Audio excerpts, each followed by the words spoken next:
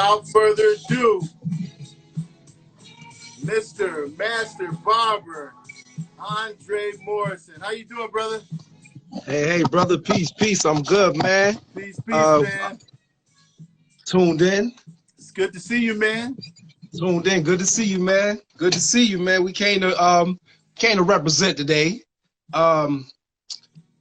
You just came to represent. Just a little intro, real quick. Right?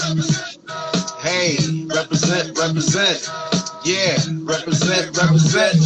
Yeah, represent. First and foremost, how's your family doing, man, during this quarantine period?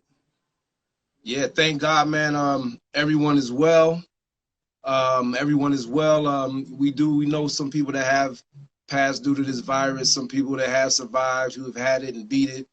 But everyone is well, man. And we just want to make sure everybody stays safe. You know, the motto is mankind over money.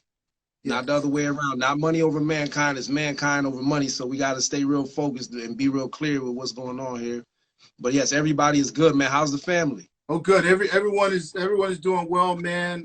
We've been following the Governor Cuomo's executive order since day one when it comes to social distancing, because it's not worth your life. You know, whatever it is you're doing, you know, essential or non-essential, we just have to stay put. And it looks like we're starting to flatten the curve and the numbers are dropping. We just got to, you know, stay faithful, continue to pray and do what's asked. Were you born and raised in Rochester, New York?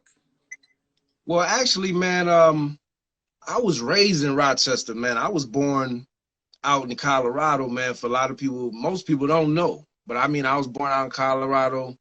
And when we moved to New York, you know, in my younger years, you know, my first couple years, and then we ended up in Plattsburgh, New York. Then we ended up in Rochester, New York. So we moved around a little bit.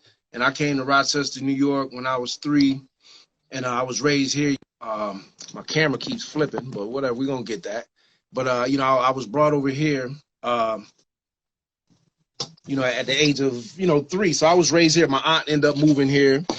This is where I reside at this time. You know, I still plan on traveling the world, many other states, cities, and different countries, which I do. But I do plan on moving out and establishing and planting, planting my feet, in many places. So.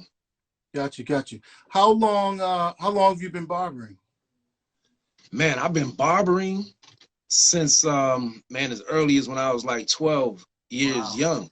Yeah, I remember doing some cuts, family cuts. My older brother, he was also a barber. He still is a barber, you know what I mean? And that's one of my big influences. And my uncle, Bartow. Many of you may know Bartow, one of the pioneers, one of the early barbers in the town. He was a barber on Hudson Avenue across from Jordan Health Center. He was up near S&T's at one point, and he moved across Jordan Health Center, where I had begun, to cut hair over there.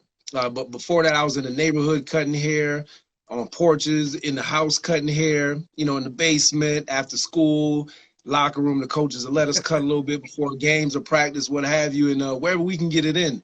Right. Good people, man. My man Pee-wee Charles Alexander, used to let me cut on this porch, man.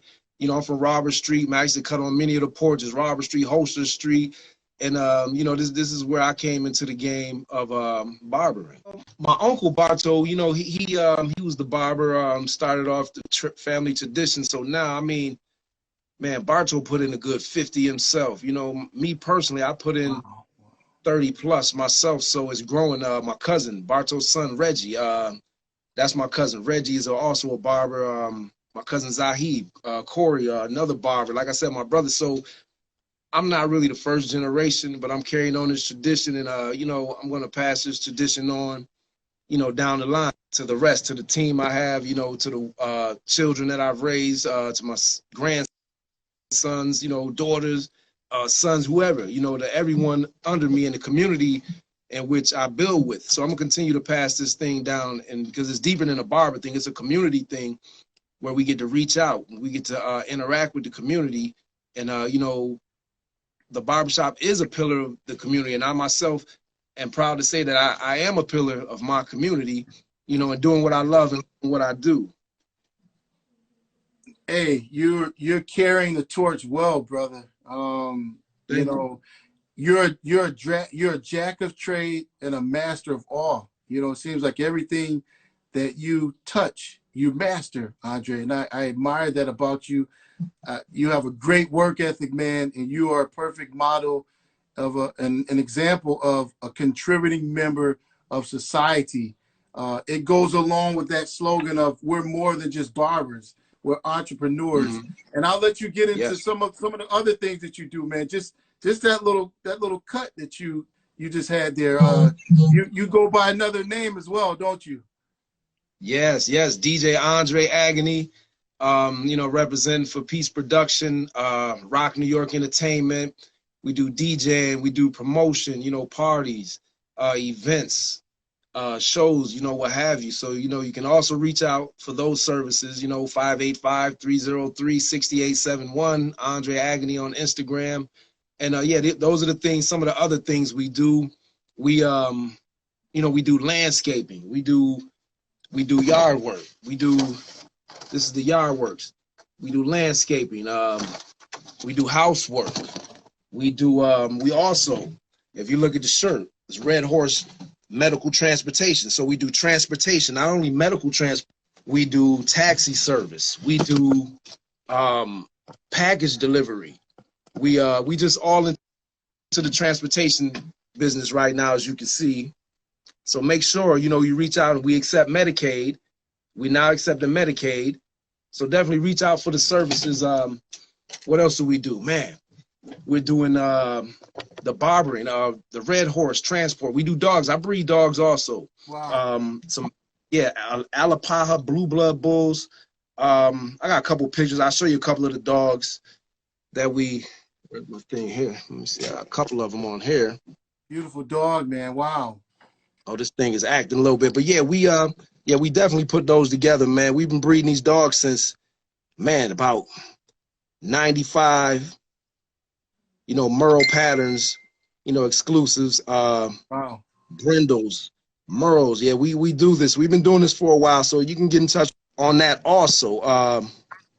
But yeah, man, we do a bunch of things, man. And community is one of our big things. Like I said, that's one of the big things. We like to reach out to the community, man, and lend a hand when we can, how we can, and, you know, do the best of taking this hands-on approach.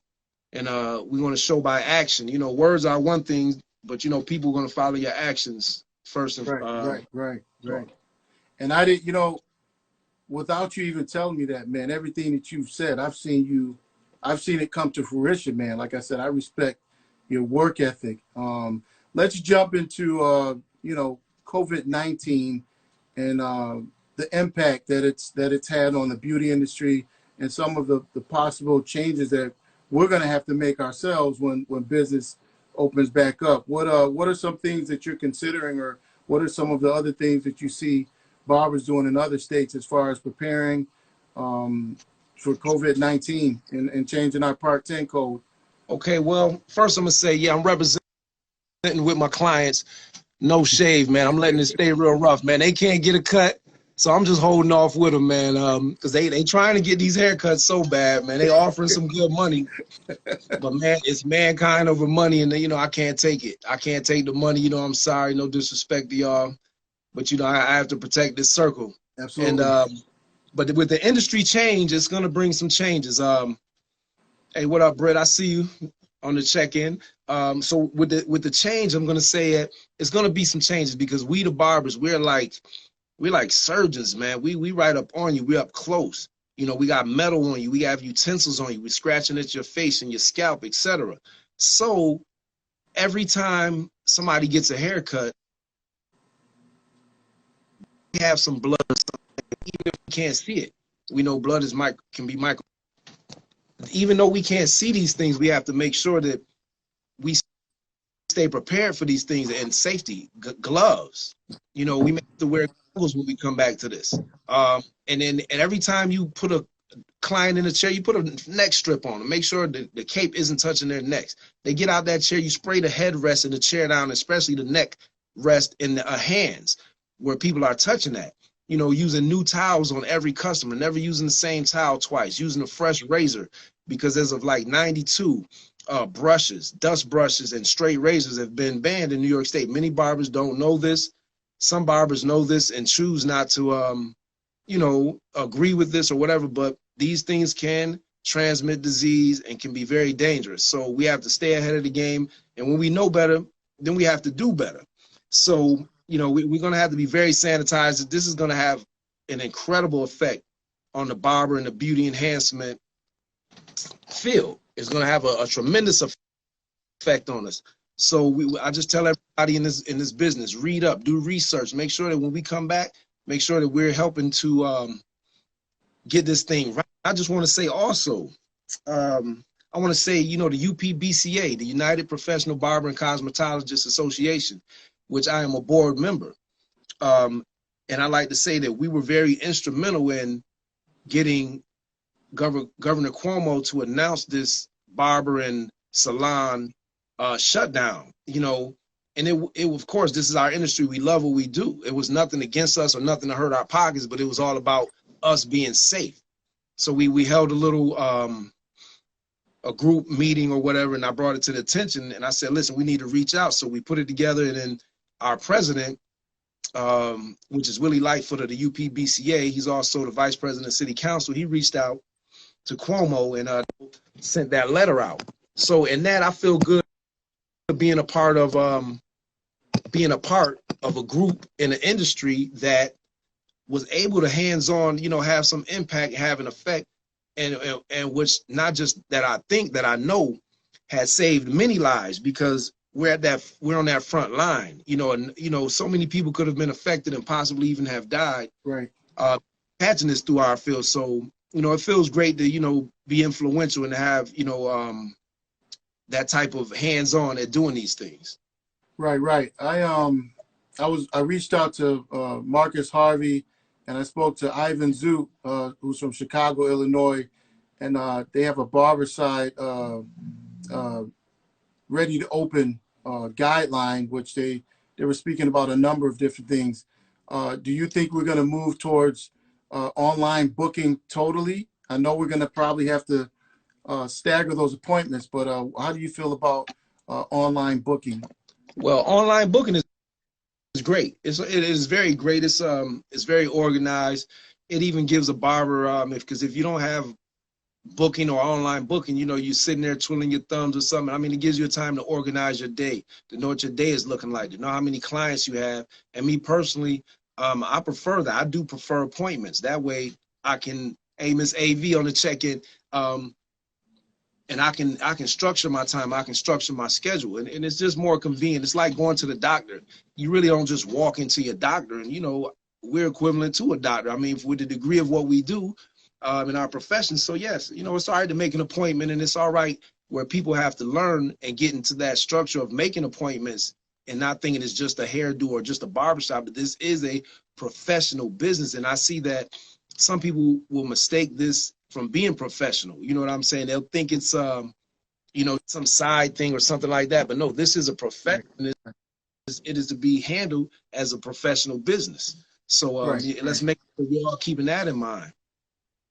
Now, do you think this is going to become the new normal until they get a vaccine? Because it's, you know, we do provide an essential service, as we can see now more than ever. There's a huge impact, man. I mean, if you look around at the celebrities, there's only one celebrity that I see sharp, and that's Teddy Riley. Yeah. But the impact is real, man. We're responsible for being creative, man, and creating all these different looks and hairstyles. Yeah, it is. It's a big impact. It's a big impact, and until now, you know, some people probably didn't realize how much they appreciated their barbers and stuff, and even on pricing, like, you know, being a barber so long, even being in the shop, you know, in the late 80s, it's like seeing the pricing, like the pricing of haircuts.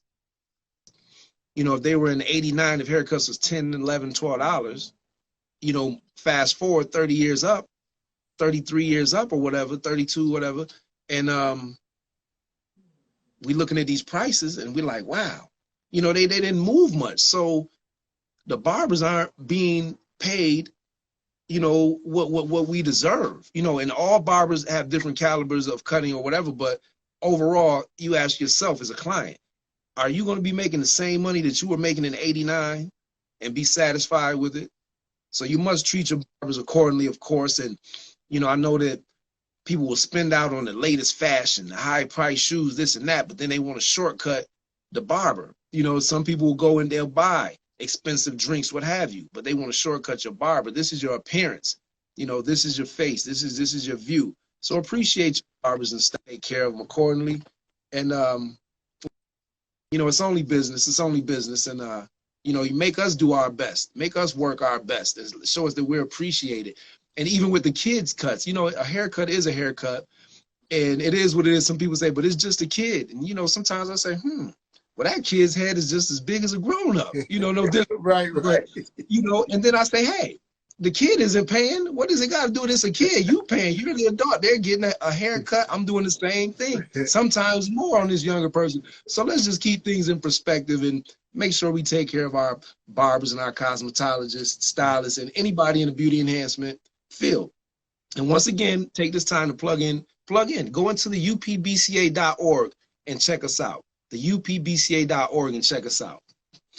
You know, I think, you know, most clients, I mean, we have that barber client privilege where we're like psychotherapists. We're like, we give all types of advice. You know, there's a lot of confidentiality between your client and your barber. And unless you're educating your client, a lot of people don't understand that it takes a number of years, first of all, to learn the art and understand what the art of cutting hair is. And then secondly, a lot of our implements come at an astronomical price. I mean, you're talking hundreds of dollars just to get started. And a lot of times I think most barbers drop out because you know, they're no different than golf clubs. If you ask me, you can spend $300-400 on a pair of cordless clippers. And for the most part, the manufacturing industry, they're making the majority of the money. So, you know, we're kind of at their will when we buy our implements, but behind closed doors, the average person doesn't see the amount of time and money that we put into our craft. Definitely. It's money into it. And these clippers, these things do get expensive. Prices go up. And I would just suggest that why wouldn't we take time and capitalize off an industry that has been a lot of our traditions, family traditions, what have you, and, you know, be smart. Let's wise up. Let's innovate. Let's make some new products. Let's, you know, hey, let's start some clipper lines, some brand lines. You know, let's take advantage of this. It's many tools, it's many things. The barber game has changed so much, and it's at an all-time high. Like I said, I came into the game where designs were originated, you know, where they first started. You know, we're putting Gucci signs, Fendi signs, Lynx, Nike signs, Playboy bunnies, 8-Ball, Nefertiti, palm trees, Nike signs, all this stuff in people's hair when this originated. So I'm glad to be part of the barbering as it took place, you know, as the designs took place, you know, to come from that era. You know, it means a lot. And it was always a great experience. And, you know, as a barber, you can get love everywhere, man. You can go from city to city, town to town, state to state, country to country, and you can get money. You can get a position, and you can get love. Like I said, not only for your skills, but for the trust that the clients have into you, how they confide and talk with you. So the industry is great. What is your all-time favorite haircut? Ooh, all-time favorite haircut. Hey, I'm going to say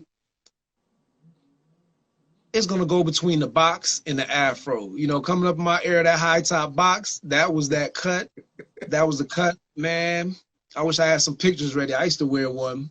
Try to get it high as we can. Came in the game. One of my right-hand partners in the game was Byron, man. Byron, man, my god brother, man. We cut so much hair together, man. We'd be in the room cutting so much and dyeing hair and cuts in the eyebrow, 3 parts. But that box was one of the favorites. And then the afro. Right. At first, I had trouble with that afro. But, you know, I came up around some great barbers, man. Some great barbers. I got to give it up. Like I said, to my uncle Barber, my cousin, my uncle Barto, my cousin Reg, Zahib, Q, B Swift, Teddy, Kenzo. And these like some of these barbers, and my big brother, Sincere. So some of these barbers that I've learned to do things around, and they gave me some insight. And that the afro was hard, but after a while I got that afro and I mastered it. And man, that was my favorite cut. I was getting so many requests to put that afro on him and that good blend. You know, afros round as gold medals. You know what I mean? So that's been one of my signatures. You know, one of my favorites. One of my Yeah, favorites. man. Back in the day, you know, for me, it was a box as well. I mean, when Big Daddy Kane came out, Kwame, you know, what Yeah. do we call it? The Gumby, the high low. Yeah. But aside from that, man, you know, you got to have a tight fade game, man. You know, Yeah. so let's speak about that, man. It takes a number of different steps. You know, when you sit down in a chair, you receive a world-class haircut, but a lot of people don't understand the levels and the amount of time it takes to achieve, you know, to go from the luminance to the gradients to blending and fading to actually accomplish that type of haircut. Oh, definitely. It's work, you know, to make that seamless fade, that blend. You know what I mean? It's like a mix. It's like music to me. It's like a mixtape to me, really. And that transition, you know, to remove that line. Some people can cut, but, you know, they may have trouble removing that line, but it's a skill, it's an art, and in which, you know, you pick it up, and hands-on is going to be the best. We can tell you all day this and that, that and this, but, you know, that hands-on. And I would like you to know, everybody know that, yeah, we do training also. We do apprenticeship programs where we can get you, you know, your license. We can train you, you know, hands-on. You know, with all this experience, we can get you New York State apprentice license and eventually get you New York State license. You know, so keep in mind that hands-on, if you really need it, we talking 33 years of experience right here. And, you know, we have not only the credentials, but we have that experience to get you where you need to be. Right. You know, and barbering dates back to BC during the Egyptian times. They've discovered the different implements and tools that they use to cut, you know, cut the skin as well as comb the hair. And the barber pole itself, as you know, I'm speaking to the choir, you have to be a licensed barber just to display that pole. And back then we were called barber surgeons. Barbers actually performed surgery. We did tooth extractions, we did bloodletting, and whatnot. There's a lot of significance in that pole. And just to give a little more piece of history, the word barber, that was one of the questions last night before we got interrupted. That was a question I wanted everyone to answer for the giveaway. I'm going to up the stakes tonight. We're still going to have the giveaway. We got another segment that we added onto it, but I asked the question, what was barber and where did the word derive from? The word barber is derived from the word barba, which is B-A-R-B-A. And in Latin, it means beard. So that's what the word barber means, beard. Oh, yeah.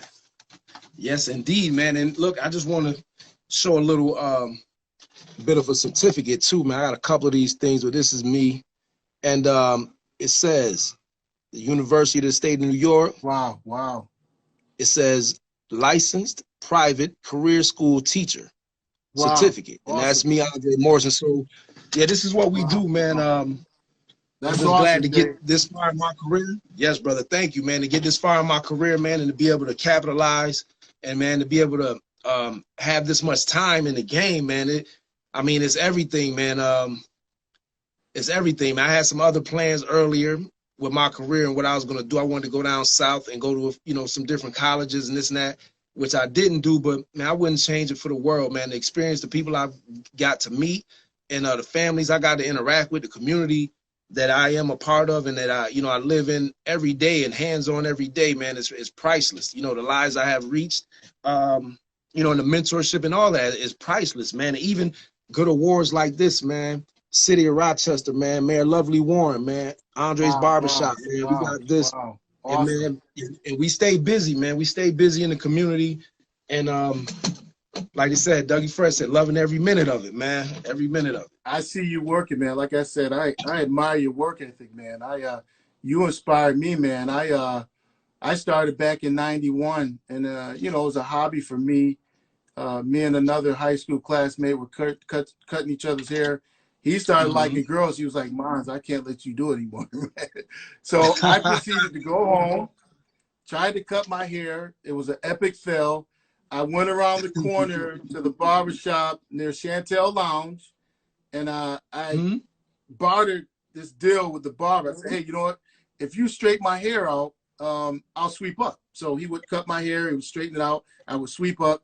And then I proceeded to sit down and just watch him. I watched him use the guards. I watched him. Mind you, I didn't have a clue what he was doing, but I went home. I'd go in the mirror. After 6 months, Dre, I was cutting my own hair like I was coming from the barbershop. So then once they saw me go from ashy to classy, they were like, yo, Mons, let me get that cut. And so then I started cutting their hair. God bless the dead. My grandmother passed. She took in over 200 foster kids, black, white, Asian, you name it. That's where I got major reps in, okay? But at that point, I still didn't realize that I had a gift. You know, it took a number of more years to realize that I had a God-gifted talent, and it's just amazing to be in this industry.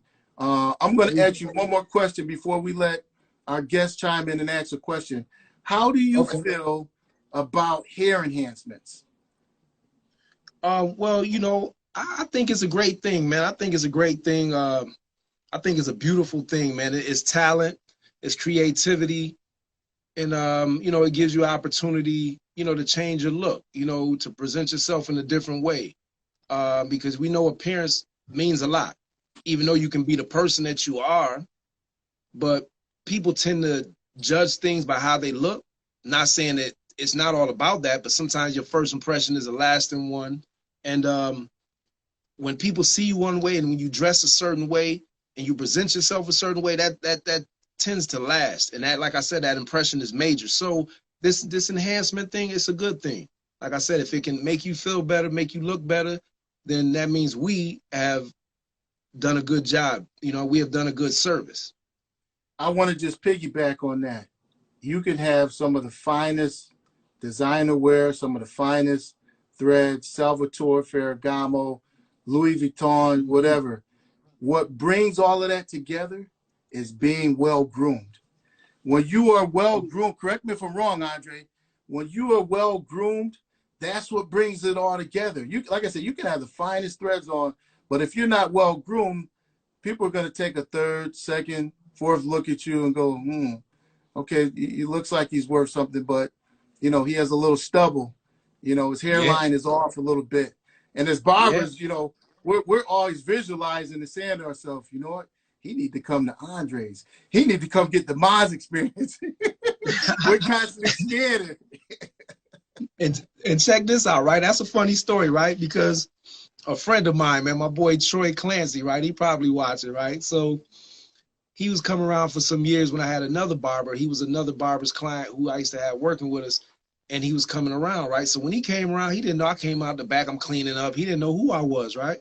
So he was like, he asked my man, he said, yo, he's like, who's that? He said, who that, the cleanup man? So he's like, that's the cleanup dude? Like, word.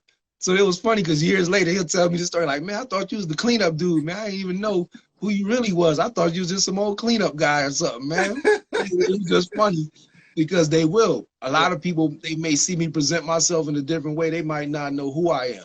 I might come rough, might have my jeans on, whatever, sweat, just working out, whatever. And they'll see me and not know. And I've even had people approach me with certain things or conversation, or even some professional people may have came at me in the wrong way. But then when I speak, you know, what's on my mind, they understand who I am after they don't judge the book by its cover. And they say, wow, we had you mistaken. I tell them, listen, read the book. Stop looking at the cover, man. Pick up that book and read it. You know, find out what's really going on. That's a beautiful thing, Andre, because that says that you're comfortable in your skin, man. Listen, I saw, you know, this is a very rare opportunity, and I appreciate your time so much. We look at each other from afar because we're so busy working on our craft, and barbering is more. It's a lifestyle, man. We're so busy and we're so involved in so many different things. We're in and of the beauty industry, and that connects us and create different conversations. This is a very rare opportunity. I'm glad we're taking this. We're taking advantage of this time to connect and talk and support each other, because this conversation is going to be ongoing. I saw you from afar, okay, just like I do. I watch all barbers, you know, that are on Instagram or any social media platform. I saw you doing a landscaping service, and then you got down and started doing push-ups. Yeah, man. Tell me about that day, man, because I said, you know what? If Dre called me right now, we could do a push-up challenge. Because I was like, man, you know what? He's doing double duty. And the people in that neighborhood are like, you know what? I want him to cut my lawn. I want him to do my service. Yeah, man, that time, man, I remember it was a good thing, man, because, wow, listen, a lot of things, man, staying, excuse me, staying busy will keep your mind off a lot of things, man. If you're having a rough day, whatever, you know, you're doing that work. But I love my landscaping business, man. I get so free when I get to do that, man. I'm just out here in the yards and that, man. I feel so free and so good. And I'm working out, I'm moving, I'm shoveling, I'm raking. And I was just, you know, I was very hyped that day. I said, man, let me get this video workout on. And I got on the back of the trailer and I said, man, listen, I'm working while I'm working. And, you know, I just proceeded to do the workout just as a little motivation, man. I was feeling real good.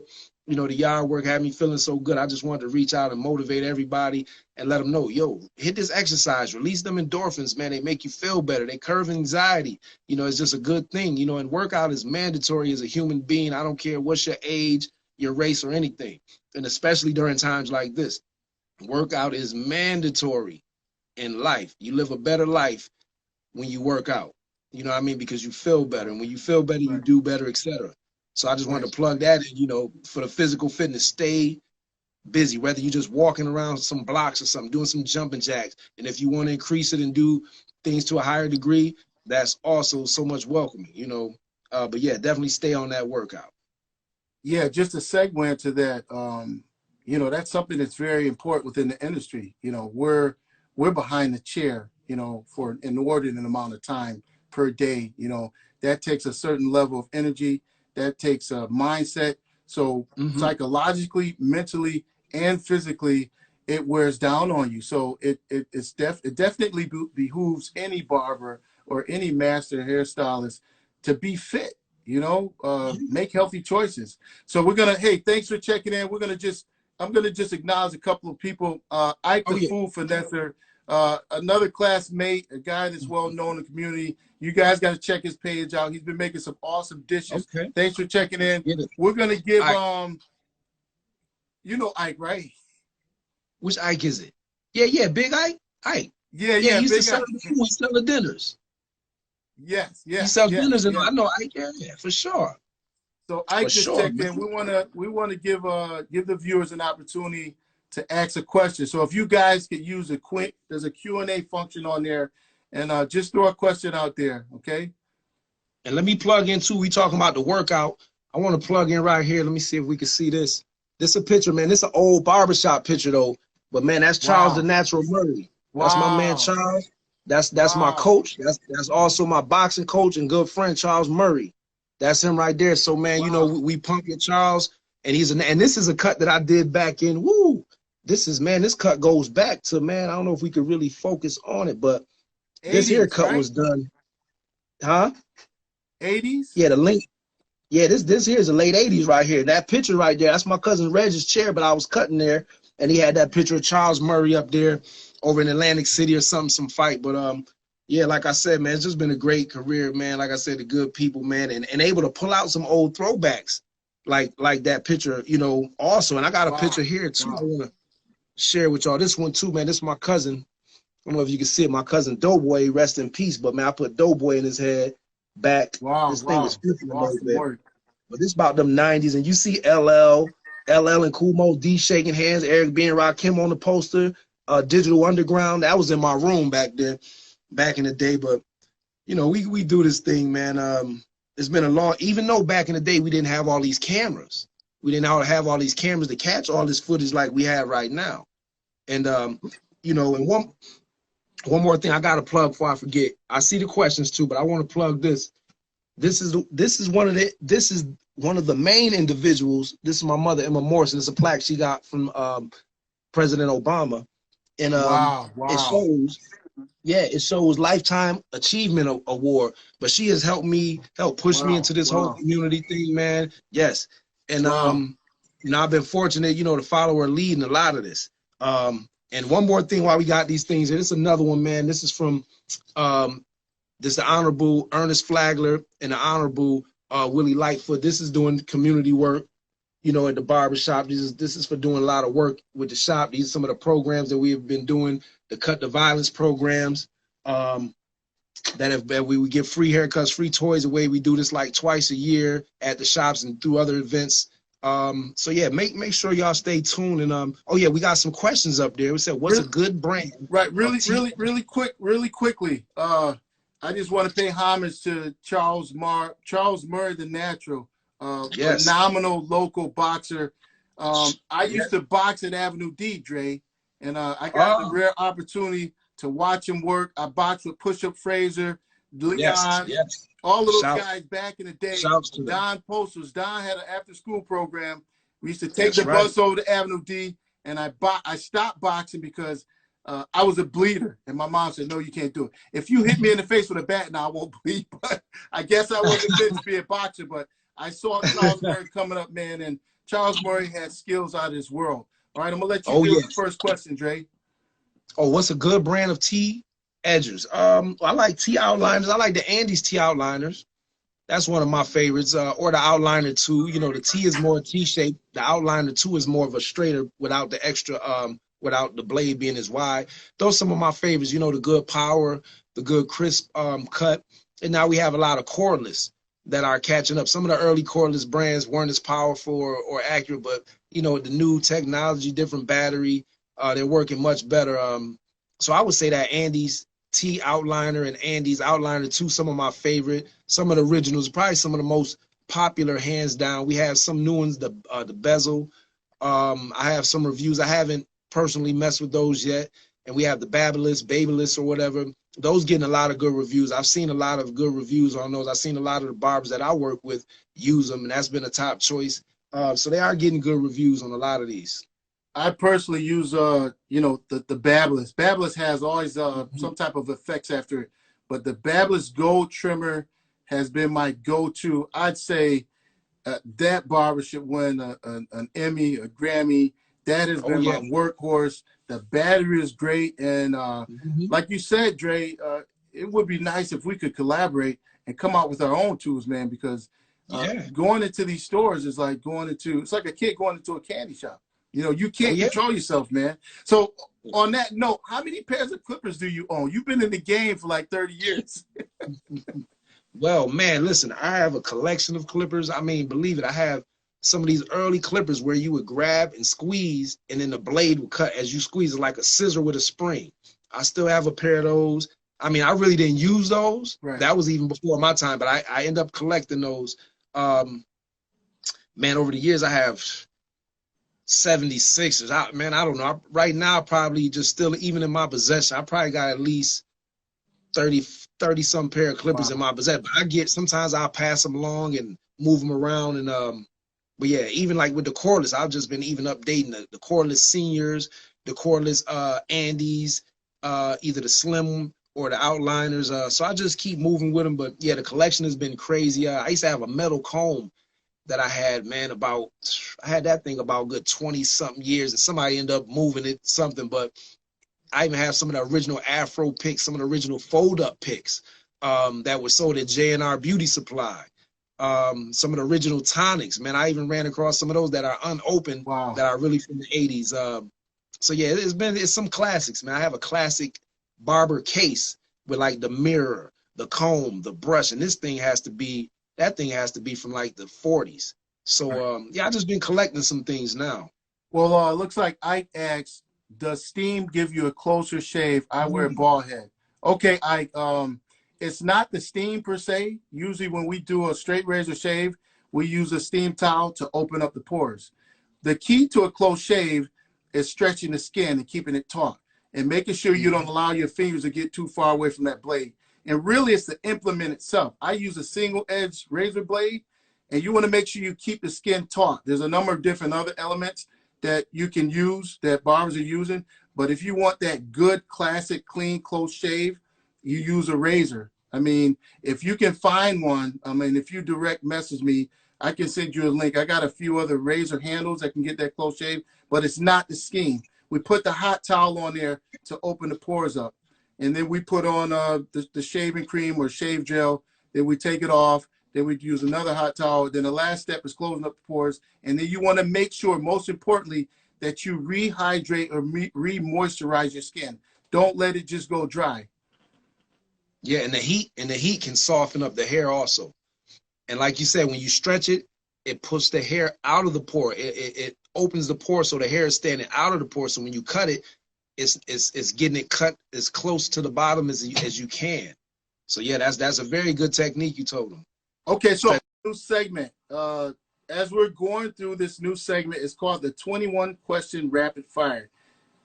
Dre, DJ Dre, father, grandfather, he wears a number of different hats. He's my brother. I'm giving him his roses today. He's an inspiration to me.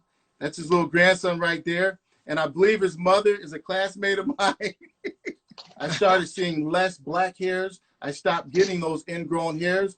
And then after a while, you'll see exactly what's good for you. Like Target has a great line of products. I use Harry's. Dove has one. There's a number of different, very inexpensive products you can use. Just even now, you know, take the time to go in and buy 2 or 3 different products. Go in the shower as men. That's my nightly routine. That's my deep cleansing that I do every night. You know, just rub it in circles and then rinse it off. And you'll be able to tell the difference within a couple of weeks or so. And like Andre was saying, what happens is there's inflammation that starts to grow at the skin, and then it turns in for African American males. And so this is what we're gonna do. We're gonna start this contest, and we're gonna jump back into a couple more questions. So, in order for you to qualify, okay, you have to go to my Instagram, go to Dre's Instagram, and the answers that he gives will be the answer to the question that I have for you guys. Let me get a pen, okay? So last night, I was going to do a giveaway of one of my patches. This particular patch here is about a 34,000 count. I had to pay for the high stitch count. Took a lot of time and effort. There's a lot of exclusivity in this patch. You cannot get this patch from anywhere else. So I'm going to hold this off, okay? I am going to give this patch away, okay? But tonight, I decided, since we got cut off, I didn't get an opportunity. So I thought it was unfair. So what I'm going to do now is I'm going to give you guys a throw blanket, okay? Here's a throw blanket of the Mons experience, okay? This is another piece of, you know, another article that was created, and I will mail it to you, okay? The person that goes there and gets the answer correctly. So we're going to start. This is called 21 Question Rapid Fire. Dre is going to, and Dre doesn't know. He doesn't know the answer to, he doesn't know what questions that I'm going to ask him, okay? So here we go. We're going to get the music started. And here's 21 Question Rapid Fire. Favorite genre of music, Dre? Hip hop. Favorite rap artist? Fabulous. Favorite country singer? Ooh, Garth Brooks. I just had to throw something out there. That was meant to trip you. Okay. Favorite comedian? Eddie Murphy. Favorite TV show? The Cosbys. Favorite actor? Denzel. Favorite color? Red. Favorite sneaker company? Nike. Favorite clothing line? Guess. Favorite cologne? Polo. If you had a yacht, what would you name it? The Red Horse. Would you rather live in a mansion or on an island? An island. In which order do you prefer? Andis, Ass, Oster, or Wall? Andis, Wall, Oster. Pedicure or manicure? Pedicure. How many haircuts can you do in an hour? 3. How many pairs of clippers do you have? 35. Biggest tip you've ever received? $50. If you could jump into a pool full of something, what would it be? Love. If you had a time machine, would you go back in time to visit the future?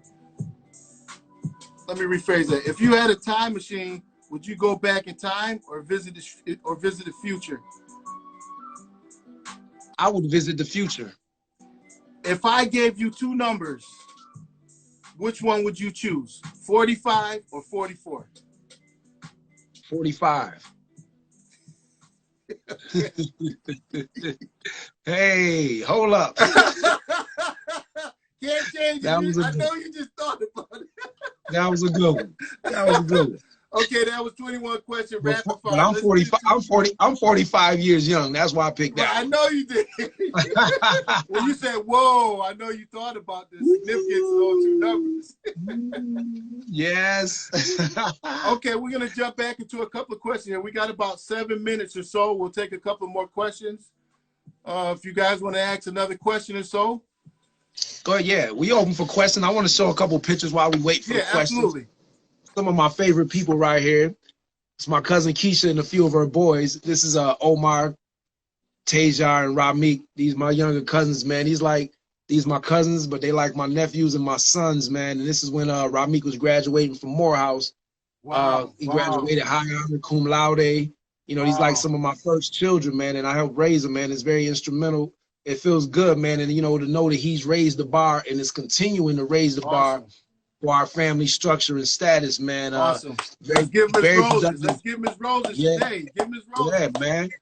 Look at this one here. This my boy. It's my son here, man. He's in the Air Force now. Awesome. We putting it together. Some of the early DJ. Some of my early DJing, man. Oh wow. Did you have dreads there, Dre? Yeah, man. Oh wow. Yeah, them things was long. They was very long, man. You had the pencil line there? Yeah, hey. Now I gotta get to one of my favorites though. This is one of my favorites, man. This one of my favorites, man. This me and my daughter, man. This is me and my daughter. We at Charlotte Beach in '99, man. This is me and my baby girl. Wow. Charlotte Beach, '99, man, on the beach. Wow. And I got a picture of this, like, of me and my grandson like this the other year when he was 1. Amazing. We was down in Virginia. We down in Virginia visiting my cousin Ramik down there at the house he bought. But now I got another grandson, so I got to take one with him also. Right. And can we cut women's hair? Yes. Yes, we can cut women's hair. Yeah, all hair is alike, just different textures, different lengths. And it's just different procedures that you do to cut this hair. Yeah, we'll do it all. We'll do it all. Absolutely. Like Dre said, it's just a matter of texture and the shape of the head. Yeah, and this is one of my favorite pictures, man. If you can look closely, you can see the key on top of his head. Oh, that's powerful. That's powerful. And this I put this on the wall at the barbershop. This used to be at Big Times Barbershop where I was at, and when I ended up getting my own, a brother, Charles Francis, man, one of the brothers that oversees us, man, and helps out. You know, he helps lead the community also. When I left, he said, "Dre, I want you to take this picture, man." He said, "Take this picture to your new shop and put it up." And I've forever held it since then. But you know, the picture is knowledge is the key. Right, you know that you use your brain, you can free everything. Right. So this is one of my favorite pictures. You know, in the world, it has so much meaning, man. Especially today's society, with what's going on with our people, etc. Man, we just got to keep spreading this knowledge, man, and come up out these situations. And you know what's interesting, Dre? Instagram is now, and I think this is due to all these celebrities just totally overriding the system. They gave me 58 seconds. Okay. What? So we go right now. It's a good thing though, because we're right within our time frame, man. We're gonna close it up. Yeah. All right. And hey, this is the Mons Experience. This is the state of the beauty industry. This is DJ Agony, Andre Morris. It was an honor and a pleasure. Thank you guys for tuning in. We will be doing another giveaway, okay? Have some exclusive slides here. That might be a giveaway. But tonight, the question that I'm going to ask you guys is, if Dre had a yacht, what would he name it? Okay, so go to my Instagram, MONDSEXP. Send me the answer. God bless. Good night.